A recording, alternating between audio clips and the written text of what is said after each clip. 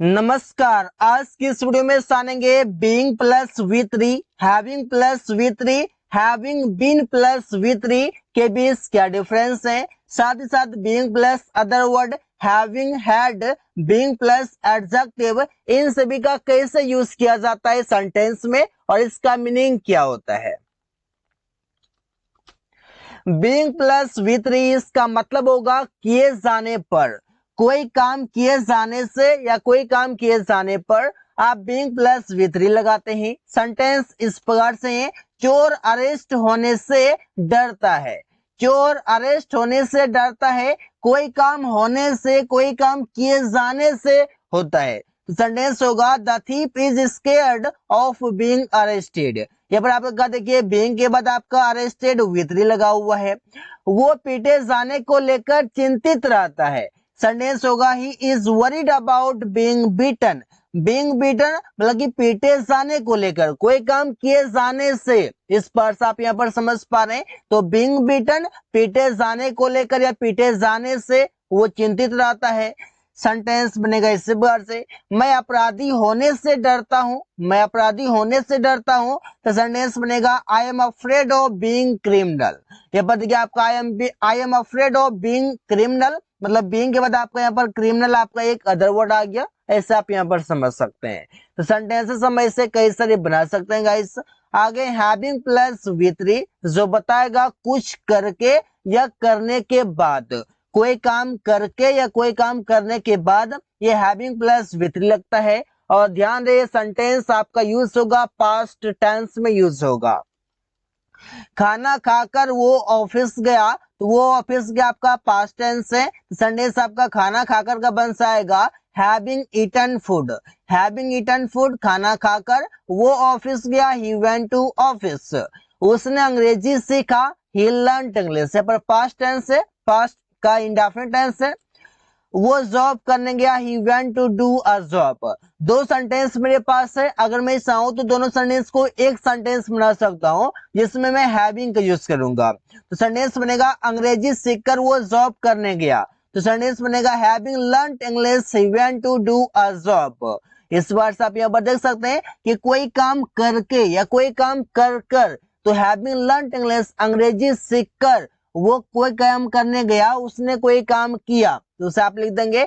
ये सेकेंड वाला जो सेंटेंस है he went to do a job, इसे तो ज्यों का त्यों लिखेंगे। लेकिन पहला वाला जो सेंटेंस होगा उसे आप हैविंग के साथ वी थ्री, इसके बाद अगर कोई ऑब्जेक्ट है तो ऑब्जेक्ट आप दे सकते हैं, इसके बाद आप कॉमा देंगे, फिर आप एक नया सेंटेंस को लिख सकते हैं।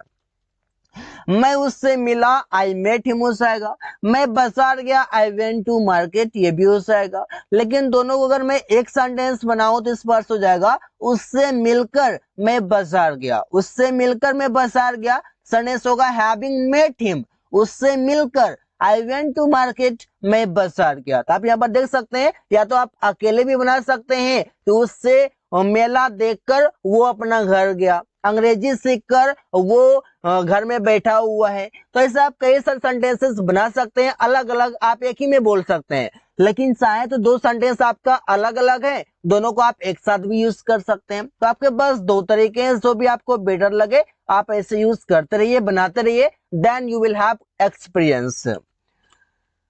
Having been plus V three इसका मतलब होगा होने पर, होने पर या कोई काम किए जाने पर, इस पर से मीनिंग देगा। तो सेंटेंस बनेगा उसका अपमान किया गया। तो सेंटेंस बनेगा ही वॉज इंसल्टेड, उसका अपमान किया गया। इस बार से उसने नौकरी छोड़ दिया, ही लेफ्ट अ जॉब। दो सेंटेंस है मेरे पास, उसका अपमान किया गया और उसने नौकरी छोड़ दिया। दोनों को मैं चाहूं तो एक साथ कर सकता हूं, एक साथ हो जाएगा इस पर से, अपमानित किए जाने पर उसने नौकरी छोड़ दिया। अपमानित किए जाने पर उसने नौकरी छोड़ दिया, इस पर से आ गया, क्योंकि पहला सेंटेंस आपका पैसिव में है, तो यहाँ भी आपका पैसिव में है अपमानित किए जाने पर। अब दूसरा सेंटेंस है उसने नौकरी छोड़ दिया, यहाँ पर उसने नौकरी छोड़ दिया, ज्यों का त्यों है। सेंटेंस बनेगा आपका पहला हैविंग से, ये अपमानित किए जाने पर, having been insulted, having been plus V three, जो कि इंसल्ट आपका वर्ब होता है, जो यहाँ पर वी थ्री में आया हुआ है। उसने नौकरी छोड़ दिया, ही लेफ्ट अ जॉब, उसने नौकरी छोड़ दिया। इसी बार से है पीटे जाने पर वो रोने लगा। हम सिंगल भी बोल सकते हैं, पीटे जाने पर वो रोने लगा। सेंटेंस होगा having been beaten he started weeping. He started weeping, वो रोने लगा, हैविंग बीन बीटन, पीटे जाने पर। इस वर्ड से खाना खिलाए जाने पर उसे सुलाया गया।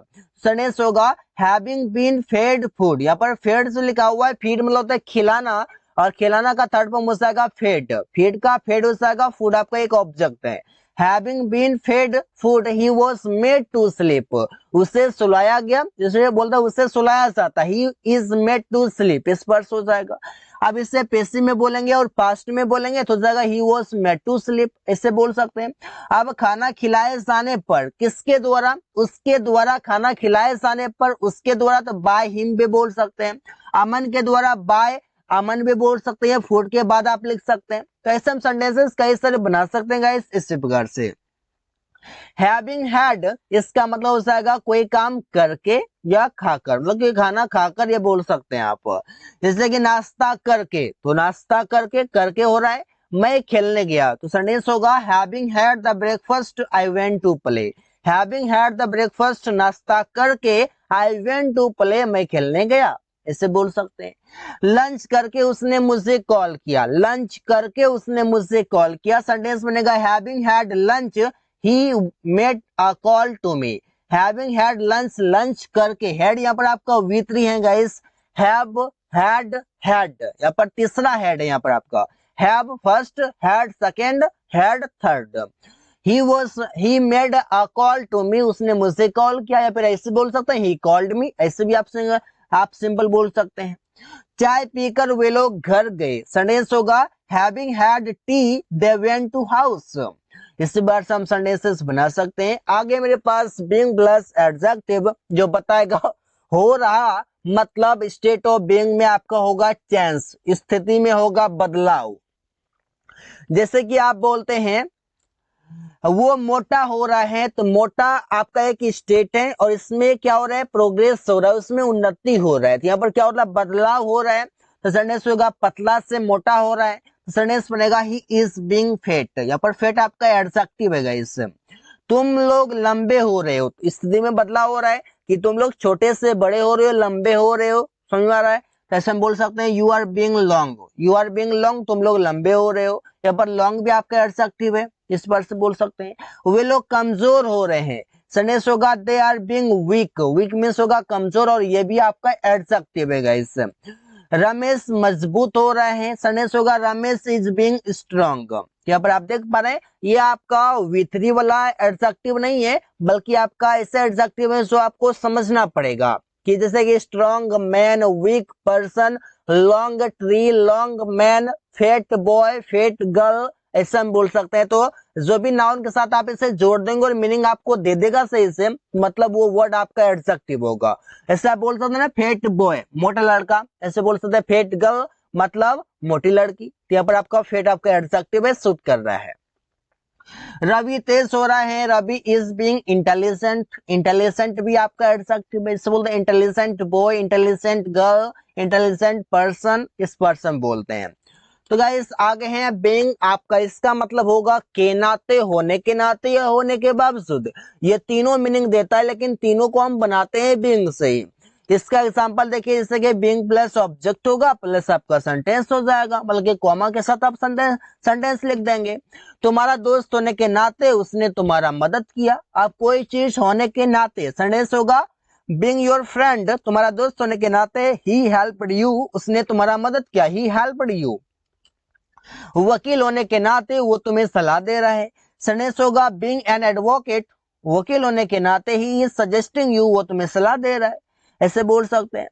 इंजीनियर होने के नाते वो कंपनी में काम करता है, इंजीनियर होने के नाते, कोई चीज होने के नाते, सेंटेंस बनेगा आपका बीइंग एन इंजीनियर, इंजीनियर होने के नाते he works in the company, वो कंपनी में काम करता है। तो आप यहाँ पर देख पा रहे हैं कि हम सेंटेंस कैसे बना पा रहे हैं, सेंटेंस कैसे बन रहा है, क्या इसका फॉर्मूला हो रहा है, क्या इसका एग्जाम्पल्स हो रहे हैं, क्या ट्रिक्स हो रहे हैं। अगर आप ये समझ पा रहे हैं सेंटेंस आपसे बन सकता है। So guys thanks for watching, that's all for today.